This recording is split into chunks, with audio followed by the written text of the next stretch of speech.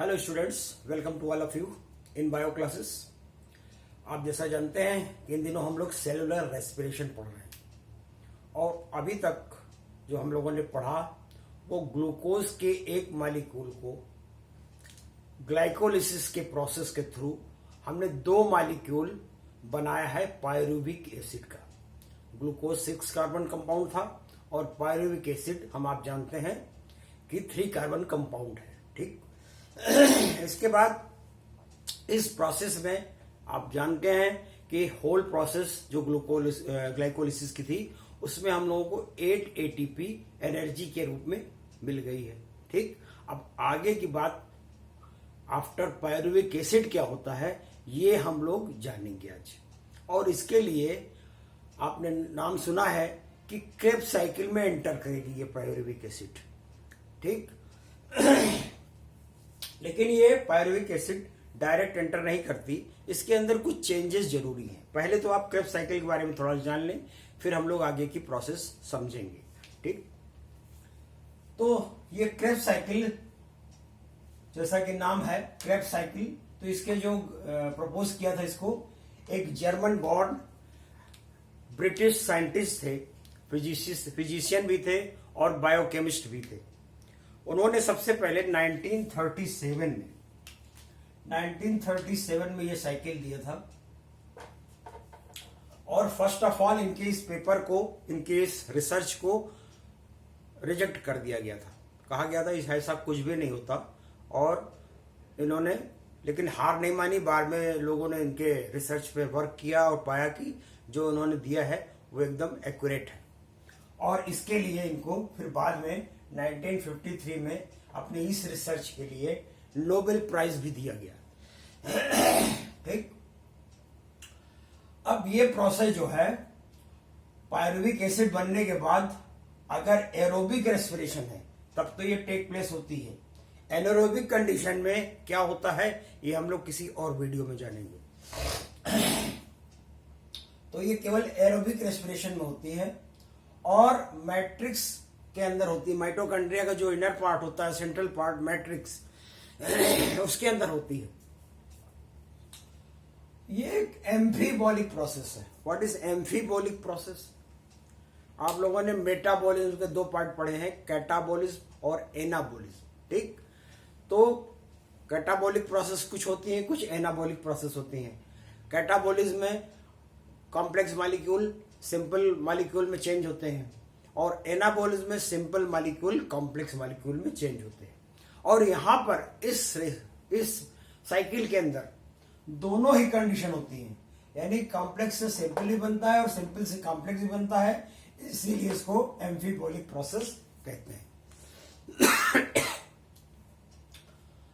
ठीक, अब ये कैसे शुरू होती है और इसके क्या क्या प्रोसेस हैं ये हम लोग डिटेल में जानेंगे। फर्स्ट ऑफ ऑल ये पायरुविक एसिड यानी पायरुवेट से शुरू होती है। अब आप कहेंगे आप तो पायरुविक एसिड हम लोगों ने बनाया था, आपने पायरुवेट लिख लिया। तो pyruvate and pyruvic acid are the same thing, केवल फर्क इतना है पायरुविक एसिड एक न्यूट्रल कंपाउंड है जबकि पायरुवेट एक माइनस चार्ज्ड यानी कंपाउंड है, यानी कि एन आयन है। तो आप चाहें तो यहां पर पायरुविक एसिड भी लिख सकते हैं, सिट्रेट को सिट्रिक एसिड लिख सकते हैं, आइसोसिट्रेट को आइसोसिट्रिक एसिड लिख सकते हैं। इसी तरह ketoglutaric acid, succinic acid, fumaric acid, malic acid और ऑक्सैलेस्टिक एसिड। बात वही है, कुछ बुक्स में एनाइन के फॉर्म में लिखा हुआ है और कुछ में सिंपल न्यूट्रल कंपाउंड के फॉर्म में लिखा हुआ है। बोथ आर सेम थिंग्स, तो उसमें कंफ्यूज मत होइए। तो पायरुवेट के अंदर कुछ चेंज आएगा, वो डायरेक्ट एंटर नहीं कर पाएगा, डायरेक्ट एंट्री इसकी माइटोकॉन्ड्रिया में नहीं होगी, इसलिए कुछ इसके अंदर चेंजेस होंगे। क्या चेंजेस होंगे? कुछ इसको मूव करने के लिए व्हीकल चाहिए पहले तो, और व्हीकल मिलेगा इसको कोएंजाइम का एडिशन होगा। एक कोएंजाइम ए का एडिशन होगा, पहला काम होगा।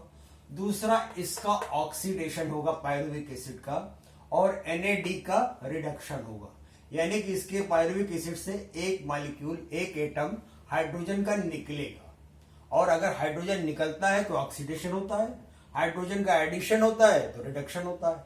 तो यहाँ एडिशन हो रहा है इसलिए NAD का रिडक्शन हो रहा है, और यहां से रिमूव हो रहा है पायरुविक एसिड से, इसलिए इसका ऑक्सीडेशन हो रहा है। और ये सारी प्रोसेस साथ ही साथ डीकार्बोक्सिलेशन भी होगा, यानी कि हाइड्रोजन निकलने के साथ साथ एक मॉलिक्यूल कार्बन डाइऑक्साइड का भी निकलेगा। कार्बोक्सिलेशन आपने पढ़ा है केल्विन साइकिल में, ये डीकार्बोक्सिलेशन है। वहां कार्बन डाइऑक्साइड का एडिशन हो रहा था, यहां उसका रिमूवल हो रहा है। रिमूवल को डीकार्बोक्सिलेशन कहते हैं। और ये सारी प्रोसेस किसके प्रेजेंस में होगी? पायरुवेट डिहाइड्रोजिनेज की प्रेजेंस में। क्योंकि हाइड्रोजन का निकलना आ रहा है इसलिए एंजाइम डिहाइड्रोजिनेज रहेगा। पायरुवेट का हो रहा है इसलिए पायरुवेट डिहाइड्रोजिनेज की प्रेजेंस में बनेगा। और ये कंपाउंड जो बनेगा वो बनेगा एसिटाइल कोएंजाइम। कोएंजाइम आपने ऐड कर दिया है, और एसिटाइल कोएंजाइम ये बनेगा जो कि 2 कार्बन का कंपाउंड है। क्यों 2 कार्बन का है? पायरुविक एसिड आप जानते हैं 3 कार्बन का था, 1 कार्बन कार्बन डाइऑक्साइड के रूप में निकल गया, अब बचा यहां पर 2 कार्बन। अब 2 कार्बन के कंपाउंड को से आपको साइकिल चलानी है, जो कि पॉसिबल नहीं है। फर्ज कीजिए आपको कोई बिजनेस स्टार्ट करना है और उसके लिए आपको 6 लाख रुपए चाहिए और आपके पास है केवल 2 लाख। तो ऐसे में आप क्या करेंगे? या तो किसी से बारो कर लेंगे, जो बिजनेस रन करने के बाद आप वापस कर देंगे। ठीक, तो ये काम ये भी करते हैं। इन्होंने भी अपने फ्रेंड से क्या किया? 4 lakhs बारो कर लिया। अब ऑक्सैलोएसिटिक एसिड का 4 कार्बन, ऑक्सैलोएसिटेट का और एसिटाइल कोएंजाइम का 2 कार्बन, ये मिलके 6 कार्बन का पहला कंपाउंड बनाते हैं सिट्रेट या सिट्रिक एसिड। ठीक, सिट्रेट या सिट्रिक एसिड जो कि 6 कार्बन का कंपाउंड है। ये एक कंडेंसेशन प्रोसेस होती है, यानी एसिटाइल कोएंजाइम और ऑक्सैलोएसिटेट का मिक्सचर एक कंडेंसेशन के थ्रू होता है। और ये प्रोसेस किसके प्रेजेंस में होती है? सिट्रेट सिंथेस की प्रेजेंस में। सिट्रेट यानी सिट्रिक एसिड सिंथेस की प्रोसेस में सिंथेसिस होती है। और इसीलिए क्योंकि ये फर्स्ट स्टेबल प्रोडक्ट है, इसीलिए इस साइकिल को कहते हैं citric acid cycle. Citric acid cycle कहते हैं। साथ ही साथ सिट्रिक एसिड में 3 मॉलिक्यूल कार्बोक्सिल ग्रुप के होते हैं। ये कार्बोक्सिल ग्रुप, इसके 3 मॉलिक्यूल होते हैं और इसीलिए सिट्रिक एसिड को ट्राई कार्बोक्सिलिक एसिड भी कहते हैं। क्या कहते हैं?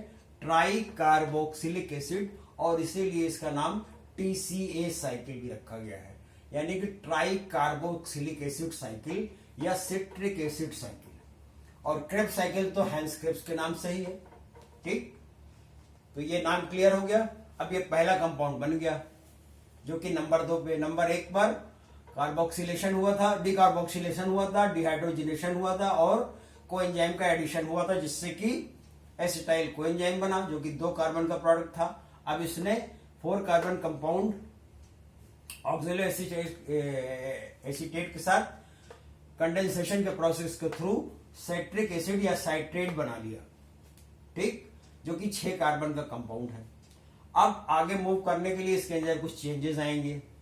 सिट्रेट जो है आइसोसिट्रेट में चेंज होगा, यानी सिट्रिक एसिड आइसोसिट्रिक एसिड में चेंज होगा, जो कि 6 कार्बन का ही कंपाउंड है।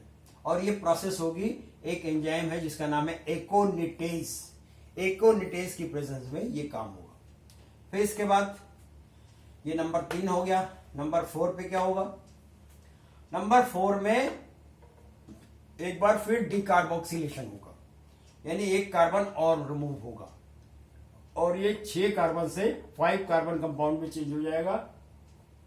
और एक बार फिर इसका ऑक्सीडेशन होगा और NAD का रिडक्शन होगा। और जब ऑक्सीडेशन या जब रिडक्शन होता है NAD का, तो वहां डिहाइड्रोजन, जहां पर हाइड्रोजन निकलता है वहां डिहाइड्रोजिनेज लगेगा। यहां पायरुवेट डिहाइड्रोजिनेज था तो यहां आइसोसाइट्रेट डिहाइड्रोजिनेज आ गया। ठीक, अब ये 5 कार्बन कंपाउंड है जिसका नाम है अल्फा कीटोग्लूटारेट या अल्फा कीटोग्लूटारिक एसिड। जो आप लिखना चाहे लिख सकते हैं। ये हुआ 4 नंबर पर, जो कि 5 कार्बन कंपाउंड है।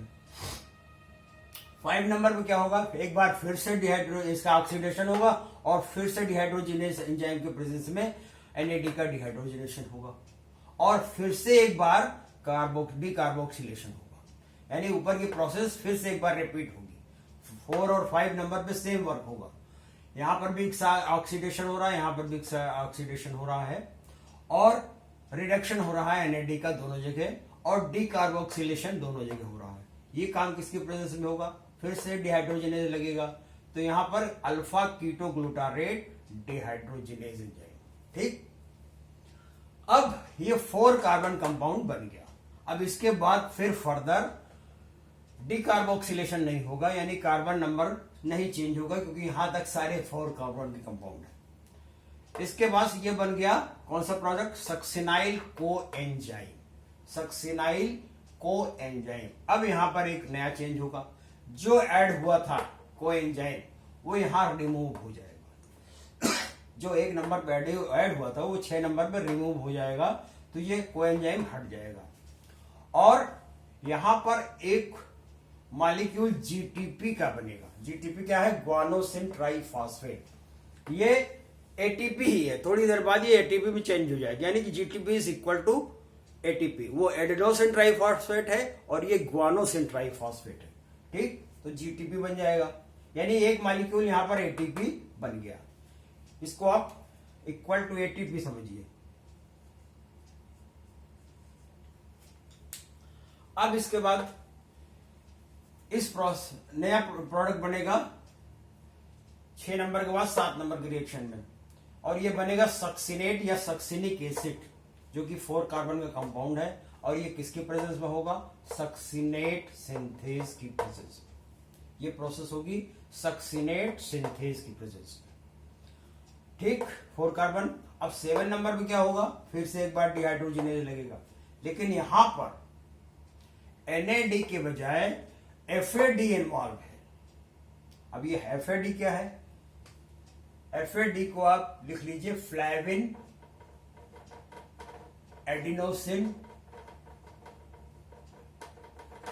Die nucleotide. Dinucleotide. NAD क्या था, निकोटिनामाइड एडेनिन डाई न्यूक्लियोटाइड। ये क्या है, flavin adenosine dinucleotide. Adenine, sorry adenosine नहीं है, adenine. Flavin adenine dinucleotide, वो क्या था, निकोटिनामाइड एडेनिन डाई न्यूक्लियोटाइड।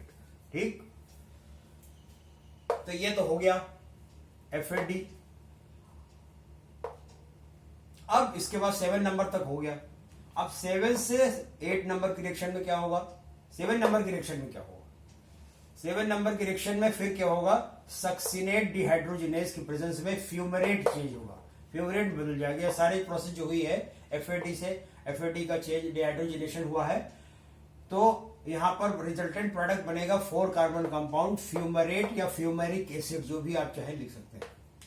अब फ्यूमेरिक एसिड का चेंज होगा मैलेट में, और ये काम होगा फ्यूमरेज एंजाइम के प्रेजेंस में, मैलेट या मैलिक एसिड बनेगा, जो कि अगेन 4 कार्बन कंपाउंड है। यहां कुछ नहीं होना है, केवल एक मॉलिक्यूल हाइड्रोजन वाटर का ऐड होगा, बस। ये 8 नंबर की रिएक्शन हो गया। 9 नंबर पे क्या होगा, एक बार फिर से NAD का रिडक्शन होगा और डिहाइड्रोजिनेज एंजाइम लगेगा। कौन सा डिहाइड्रोजन लगेगा, मैलेट डिहाइड्रोजिनेज। ठीक, अब इसके बाद जो रिजल्टेंट प्रोडक्ट बढ़ेगा वो ऑक्सोलोएसीटेट है, यानी ऑक्सोलोएसिटिक एसिड, जो 4 कार्बन कंपाउंड है। ये अगेन फिर एसिटाइल एंजाइम के साथ इस साइकिल में इन्वॉल्व हो जाएगा। हाई कर, ये 9 प्रोसेस की प्रोसेस है, 9 स्टेप की, और ये एक एम्फीबॉलिक प्रोसेस है, जिसमें कैटाबॉलिज्म भी हो रहा है और एनाबॉलिज्म भी हो रहा है। ठीक, तो इसमें याद करने के लिए कुछ नहीं है, आप ये जान लीजिए डिकार्बोक्सिलेशन कहां होता है, 1 नंबर पर, 4 नंबर पर और 5 नंबर पर।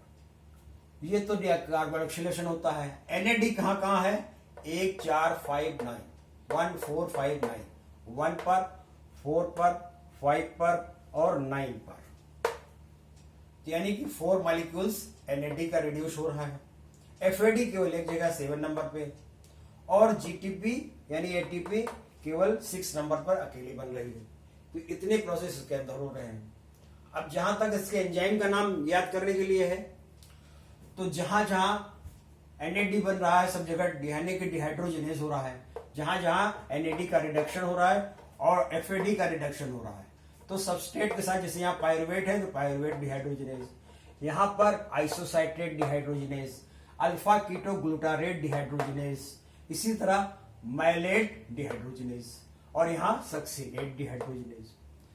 तो 4 और 1 5 पोजीशन पे तो डिहाइड्रोजिनेज हो रहा है, तो उसके सबस्ट्रेट के साथ, उस सबस्ट्रेट के साथ आप लगा सकते हैं कंपाउंड के साथ नाम डिहाइड्रोजिनेज। इसके अलावा जहां जहां सिंथेसिस हो रही है, साइट्रेट सिंथेस, सक्सीनेट सिंथेस, और 2 जगह सिंथेसिस हो रही है, सक्सीनेट सिंथेस और साइट्रेट सिंथेस। आपको याद क्या करना है अलग से 2 एंजाइम, एकोनिटेज और फ्यूमेरेज। एकोनिटेज जो 3 नंबर पर लगती है और साइट्रेट को आइसोसाइट्रेट में कन्वर्ट करती है, और फ्यूमरेज जो फ्यूमेरिक एसिड के बाद आता है और इसको मैलेट में चेंज करता है। ठीक, I think it is clear to all of you. अब देखेंगे इसमें एनर्जी कितनी प्रोड्यूस होती है। 4 जगह तो हम लोगों ने 1 4 5 9 पोजीशन पर NADH बना, और आपने पढ़ा है ग्लाइकोलिसिस में कि एक NADH 3 ATP के बराबर होता है, यानी कि 4 NADH 4 3 12 ATP, तो यहां से मिल गई। FAD से 2 मॉलिक्यूल ATP का मिलता है। FADH से 2 मॉलिक्यूल ATP का मिलता है, तो एक FADH है, एक FADH है, तो इससे 2 मॉलिक्यूल मिलेगा, यानी कि 2 मॉलिक्यूल यहां से मिल गया 12 और 2, और एक आपको डायरेक्ट मिल रहा है GTP के फॉर्म में, यानी कि टोटल 12 2 1 15 ATP क्रेब्स साइकिल में आपको मिलती है। एक पायरुविक एसिड से 15 ATP आपको मिलती है। अब टोटल गेन इसमें कितना हो गया ये हम लोग जानेंगे।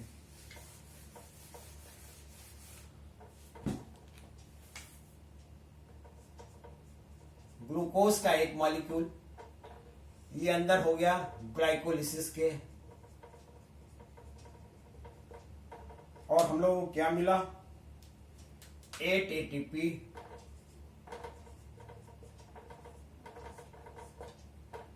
और साथ में क्या मिला 2 मॉलिक्यूल पायरुविक एसिड के।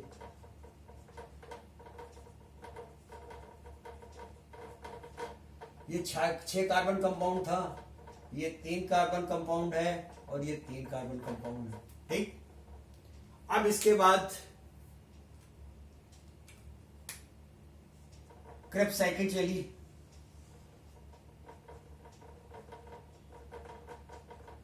यहां पर भी क्रेब्स साइकिल चली,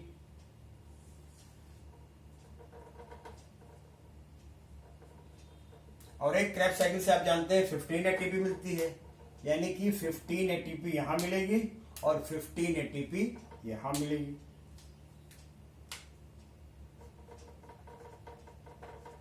और 15 ATP यहां मिलेगी, यानी कि 15 प्लस 15, अगर एक ग्लूकोज से देखा जाए तो 15 प्लस 15 30 ATP ग्लाइकोलिसिस से, और 8 ATP 30 ATP क्रेब्स साइकिल से, और 8 ATP ग्लाइकोलिसिस से। ये क्रेब्स साइकिल से मिली और ये ग्लाइकोलिसिस से मिली, यानी कि एक मॉलिक्यूल ऑफ ग्लूकोज से आपको 38 ATP मिलती है, और यही आपका नेट गेन है। यानी कि एक मॉलिक्यूल ATP से आपको 38 मॉलिक्यूल ATP, एक मॉलिक्यूल ग्लूकोज से 38 मॉलिक्यूल आपका ATP मिलता है, और यही आपकी प्रोसेस है, यही सेलुलर रेस्पिरेशन का नेट रिजल्ट है। अब इसको याद कैसे करेंगे?